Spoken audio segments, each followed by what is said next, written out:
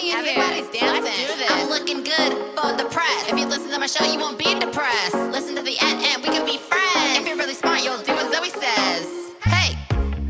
Zoey Says. Welcome back to Zoey Says episode 9. This is one of the hardest episodes I've ever had to make just because it's not in a space that I'm comfortable in. You know, when you go to your grandmother's house, and I feel like some people have grandmothers that they can trust, and then some grandmothers who watch over your shoulder and you don't really feel super safe around. And this is a situation where right now, just speaking in a house at a hushed tone at 7 o'clock, it's very scary for me. I'm shaking. And Zoey Says episode 9 is like an episode I'm not willing to just skip. This is an episode I'm here to make, I'm here to commit to. And I just cannot let her know that I'm speaking right now, because we are really supposed to like keep it down. We aren't really supposed to like talk too much. If she speaks to us, we respond, and that's pretty much the end of it. She's really nice. I asked for a toothbrush because I didn't bring a toothbrush, and it was a hullabaloo. It's like the best word for it. It's just a complete hullabaloo because she was upset. She really only has her own toothbrush, not willing to share. And like, for me, I love sharing, you know, down to just like, I'll give you my gum in my mouth that I'm chewing. If you're a stranger, I'll do that because my heart is pure, my heart is full.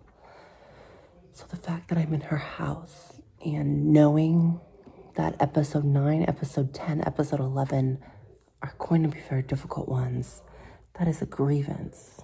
That is a grievance that I will admit to you right now. I'm so nervous. But I'm also grateful. I've been given this nice air mattress to sleep on in this little closet with windows. Like the door is kind of just like a window. Any second I could just see that face pop in and I'll scream. Top of my lungs. They're out there watching a Jeopardy from the 80s, I think. Just things do not change for them. And I am drunk.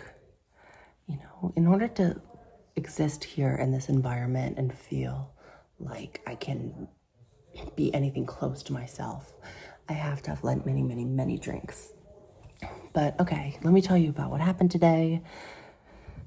This morning we spent like $250 for me, my sister, and my sister's girlfriend to go to the amusement park, because there's an amusement park like 40 minutes away.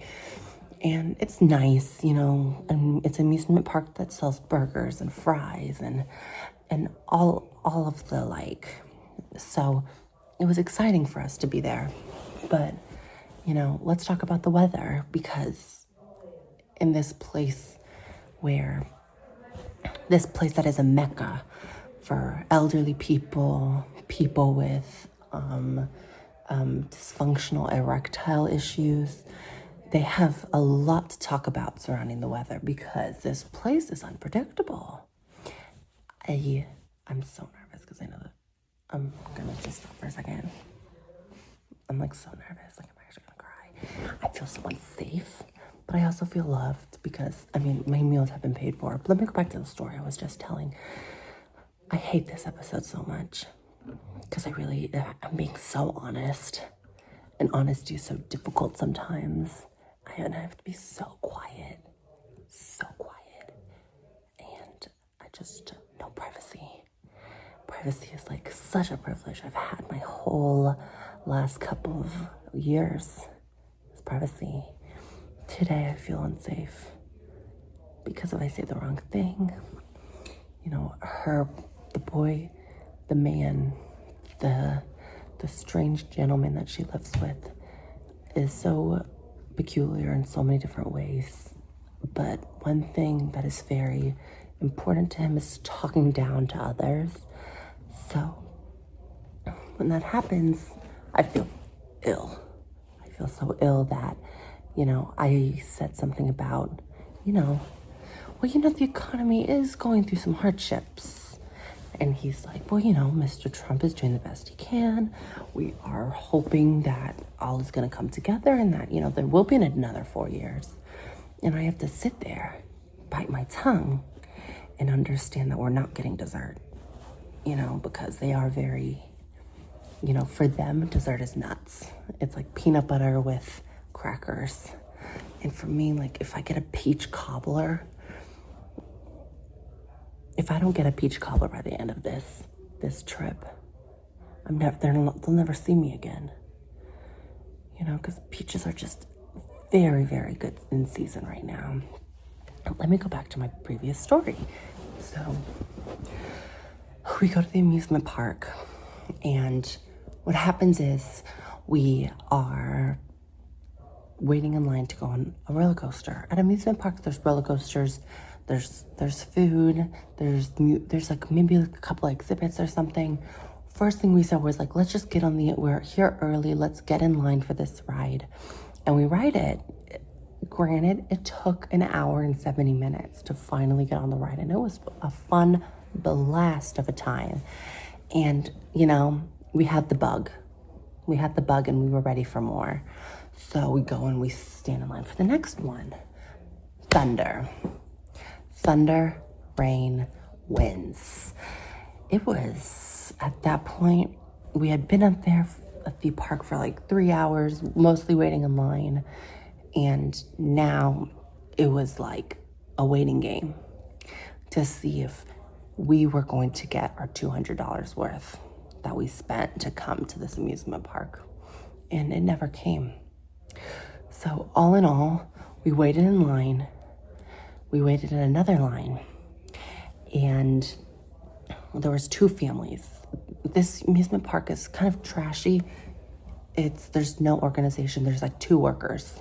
So we're waiting in line for the other ride, and I think we're next, but there's another family sitting right next to us, and we're both just standing next to each other, wondering who's gonna be next.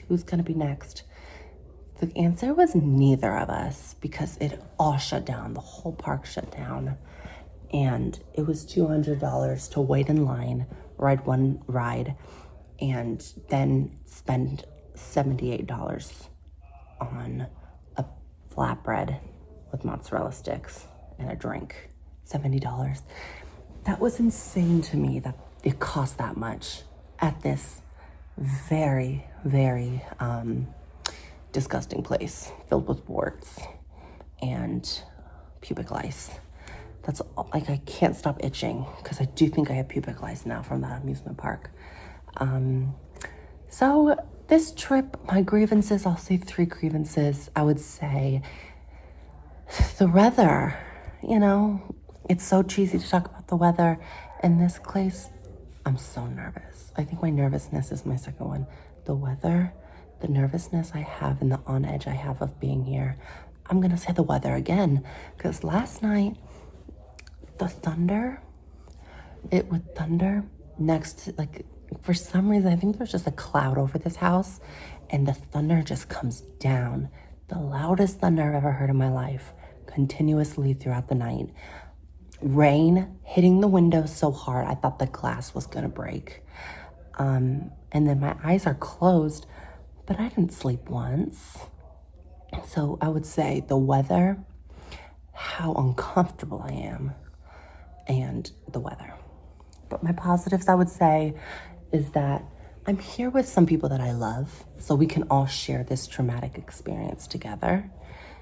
Another positive is I think that there might be ice cream in the fridge. And they sleep very early.